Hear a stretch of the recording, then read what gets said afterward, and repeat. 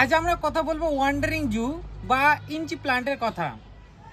এই গাছকে দেখছেন, এটাই হলো একটা ওয়ান্ডারিং জু। এই গাছের আরেক নাম হলো ইঞ্চ প্লান্ট। এই গাছের বৃদ্ধি প্রচুর, যেহেতু সপ্তাহে প্রায় 1 ইঞ্চি বৃদ্ধি হয়, তাই এই প্লান্টকে ইঞ্চি প্লান্টও বলে থাকে। আপনারা এখানে এতগুলো প্লান্ট দেখতে পাচ্ছেন, সমস্ত গাছই মাত্র একটি প্লান্ট থেকে তৈরি করা।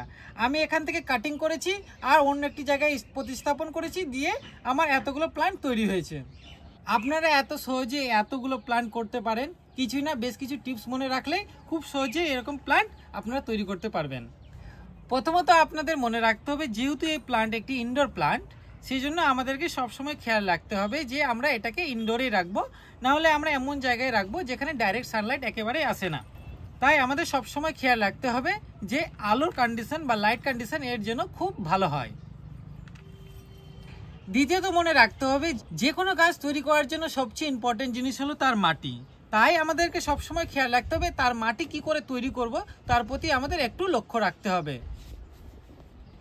ওয়ান্ডারিং জুয়ের মাটি তৈরির জন্য আমাদের সবসময় খেয়াল রাখতে হবে যে এর ড্রেনেজ সিস্টেম খুব যেন ভালো হয়। মাটি তৈরির জন্য আমরা সবসময় ট্রাই করব 40% গার্ডেন সয়েল, 40% সেন্ট, 20%-এর আশেপাশে আমরা সবসময় কোকোপিট দিব, এবং তার সাথে আমরা যদি কিছু ফাঙ্গিসাইড বা নিমখালিও মিশাই, তাহলেও সেটা আমাদের মাটির জন্য খুব উপযুক্ত। হ্যাঁ, তৃতীয়ত আমরা যে জিনিসটা খেয়াল রাখবো যে এই গাছে সবচেয়ে সমস্যা হয়ে থাকে একমাত্র তার জল দেওয়ার জন্যই। তাই আমরা সবসময় খেয়াল রাখবো এই গাছগুলোর তাদের জলের রিকোয়ারমেন্ট কি, সেই অনুযায়ী আমরা জল দিব। তার জন্য আমাদেরকে করতে হবে কি, আমরা যখন জল দিব তার আগে দেখে নিব এই যে গাছ আছে তার মাটি বা সয়েল একেবারে ড্রাই আছে কিনা।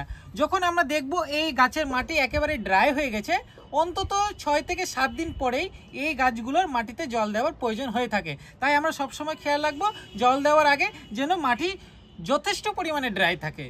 আমাদের প্রত্যেক মানুষের খাওয়ারের প্রয়োজন হয়, ঠিক তেমনি প্রতিটি গাছেরও খাওয়ার খুব প্রয়োজন হয়।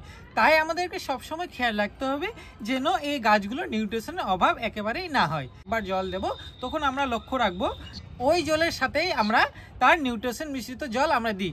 তার জন্য আমরা কি করব, আমরা সবসময় ট্রাই করব আমাদের প্রত্যেকের বাড়িতে চায়ের পাতা দিয়ে চা হয়, সেই চা পাতা মিশ্রিত জল আমরা ভিজিয়ে রাখবো কিছুদিনের জন্য। তারপর আমরা সেই জলগুলো আমরা এর মধ্যে দেওয়ার চেষ্টা করব। 5 নম্বর পয়েন্ট হলো, আমাদের তো গাছ তৈরি, কিন্তু আমাদের আরেকটা জিনিস খুব মেনটেন রাখতে হবে যে এই গাছ হলো খুব জলীয় বাষ্প প্রিয়। তাই আমাদেরকে সবসময় খেয়াল রাখতে হবে যে এর মধ্যে আমরা জলের স্প্রে সবসময় যেন করি। তাহলে গাছের যে কন্ডিশন আপনারা দেখতে পাচ্ছেন যে প্রতিটি পাতা সতেজ হয়ে আছে এবং কালারফুল, এই কালারফুল বজায় রাখার জন্য এবং গাছকে খুব হেলদি রাখার জন্য আমরা সবসময় ট্রাই করব যে গাছে অন্তত দিনে একবার স্প্রে করার। হ্যাঁ, এই 5টি নিয়ম সাধারণত মেনে চললেই আপনি ওয়ান্ডারিং জুকে খুব সুন্দরভাবে করে তুলতে পারবেন। নিজের বাড়িতে একটি গাছ থেকে হাজারো গাছ তৈরি করা খুব বড় ব্যাপার নয়। তাহলে আজ থেকে লেগে পড়ুন একটি গাছ থেকে আরও অনেকগুলো প্ল্যান্ট তৈরি করার জন্য।